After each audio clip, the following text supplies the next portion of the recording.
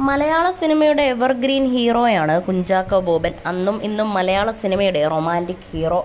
വർഷങ്ങൾക്ക് മുമ്പ് അനിയത്തിപ്രാവിൽ ബൈക്കോടിച്ച് പാട്ടും പാടി വന്ന ആ പയ്യനെ മലയാളികൾ ഇന്നും അതുപോലെ ഓർക്കുന്നുണ്ട്. കാലങ്ങൾക്കിപ്പുറം ഇത്തം വന്നൊരു നടനാണ് കുഞ്ചാക്കോ ബോബൻ. ഓരോ സിനിമ കഴിയും തോറും തന്നിലെ നടനെ അദ്ദേഹം തേച്ചുമിനുക്കി കൂടുതൽ തിളക്കം നൽകുന്നു. സിനിമയേക്കാൾ റൊമാൻറ്റിക്കാണ് കുഞ്ചാക്കോ ബോബൻ ജീവിതത്തിൽ. കുഞ്ചാക്കോ ബോബൻ്റെയും ഭാര്യ പ്രിയയുടെയും പ്രണയകഥ സിനിമയെ വെല്ലുന്നതാണ്. വർഷങ്ങൾക്ക് മുമ്പ് തന്നെ കാണാൻ വന്നൊരു ആരാധികയുമായി കുഞ്ചാക്കോ ബോബൻ പ്രണയത്തിലാവുകയായിരുന്നു. കുഞ്ചാക്കോ ബോബൻ്റെയും പ്രിയയുടെയും പ്രണയകഥ വായിക്കാം. മലയാള സിനിമയെ റൊമാൻറ്റിക് ഹീറോ ആയതിനാൽ ഒരുപാട് പെൺകുട്ടികളുടെ ആരാധനാ പാത്രമായിരുന്നു കുഞ്ചാക്കോ ബോബൻ അന്ന്. അങ്ങനെ ഒരിക്കൽ കുഞ്ചാക്കോ ബോബൻ്റെ ഓട്ടോഗ്രാഫ് വാങ്ങാൻ എത്തിയതായിരുന്നു പ്രിയയും കൂട്ടുകാരും. എന്നാൽ പ്രിയയെ കണ്ട മാത്രം തന്നെ ചാക്കോച്ചനുള്ളിൽ പ്രണയം മുട്ടിട്ടു. വർഷങ്ങൾക്ക് ശേഷം തങ്ങളുടെ വിവാഹ വാർഷികത്തിൽ ആ ആദ്യ കൂടിക്കാഴ്ചയെക്കുറിച്ച് കുഞ്ചാക്കോ ബോബൻ എഴുതിയിരുന്നു. നമ്മുടെ കണ്ണുകൾ കൂട്ടിമുട്ടിയ ആ സമയം ഞാൻ ഓർക്കുന്നുണ്ട്. നമ്മൾ പരസ്പരം നോക്കിയത് ഇന്നലെ എന്നതുപോലെ തന്നെ ഓർക്കുന്നു. കണ്ണിലൂടെ അത്രയൊക്കെ വികാരങ്ങൾ കൈമാറാൻ സാധിക്കുമെന്ന് അതുവരെ എനിക്കറിയില്ലായിരുന്നു. നാളെ ഒന്നൊന്നില്ലാതെ പുഞ്ചിരിച്ചു. ഒരു പൂമ്പാറ്റയെപ്പോലെ മനസ്സ് പാറിപ്പറന്നു നടന്നു എന്നാണ് ചാക്കോച്ചൻ പറഞ്ഞത്. മൊബൈലുകളുടെയും സോഷ്യൽ മീഡിയയുടെയും കാലത്തല്ല ചാക്കോച്ചനും പ്രിയയും പ്രണയിക്കുന്നത്.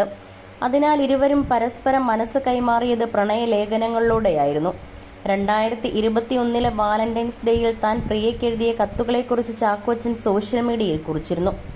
1999 വർഷം. അന്നു മുതൽ ഇന്നും എന്നും ഈ പെണ്ണാണ് എൻ്റെ വാലന്റൈൻ. ആ സമയത്ത് എനിക്ക് കിട്ടിയ പ്രണയലേഖനങ്ങളെക്കുറിച്ച് ഒരുപാട് പേർ ചോദിക്കാറുണ്ട്. ഇതാ പ്രിയ കുഞ്ചാക്കോ, പ്രിയ ആൻഡ് സാമുവൽ ആയിരുന്ന കാലത്ത് ഞാൻ എഴുതിയ കുറച്ച് പ്രണയലേഖനങ്ങളെന്നാണ് കത്തുകളുടെ ചിത്രം പങ്കിട്ട് കുഞ്ചാക്കോ ബോബൻ കുറിച്ചത്.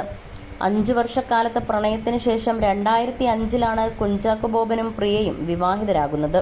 വിവാഹശേഷം ഇരുവരും ഒരു കുഞ്ഞിനായി കാത്തിരുന്നത് നീണ്ട 14 വർഷങ്ങളാണ്. ഇക്കാലം അത്രയും കുടുംബക്കാരുടെയും അറിയുന്നവരുടെയും ഒരുപാട് ചോദ്യങ്ങൾ ഇരുവർക്കും നേരിടേണ്ടി വന്നു. ഒരിക്കൽ വനിതയ്ക്ക് നൽകിയ അഭിമുഖത്തിൽ ആ കാലത്തെക്കുറിച്ച് പ്രിയ സംസാരിക്കുന്നുണ്ട്. പോസിറ്റീവ് എനർജി തന്ന ചാക്കോച്ചൻ എപ്പോഴും ഒപ്പമുണ്ടായിരുന്നു. എങ്കിലും കരഞ്ഞുപോയ അവസരങ്ങളും ഉണ്ടായിട്ടുണ്ട്.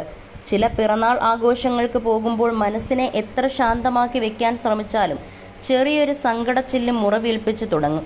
തിരിച്ചിറങ്ങുമ്പോൾ കരഞ്ഞു പോയിട്ടുണ്ട്. അപ്പോൾ വലിയ കൂളിംഗ് ഗ്ലാസ് വയ്ക്കും. പോയതിനേക്കാൾ ജാടയ്ക്കാണല്ലോ തിരിച്ചു വരുന്നതെന്ന് പലരും ഓർത്തിട്ടുണ്ടാകും. എന്നാലും കരയുന്നത് മറ്റുള്ളവർ കാണില്ലല്ലോ എന്നാണ് പ്രിയ പറഞ്ഞത്. പലപ്പോഴും പ്രായമായവർ പങ്കെടുക്കുന്ന ചടങ്ങുകളിൽ നിന്നും മാറി നിൽക്കുമായിരുന്നു. ചോദ്യങ്ങളും അഭിപ്രായ പ്രകടനങ്ങളും നമ്മളെ എത്രമേൽ മുറിവേൽപ്പിക്കുമെന്ന് അവർ ചിന്തിക്കാറില്ല. മലയാളികളിൽ ചിലരുടെ പൊതു സ്വഭാവമാണിത്.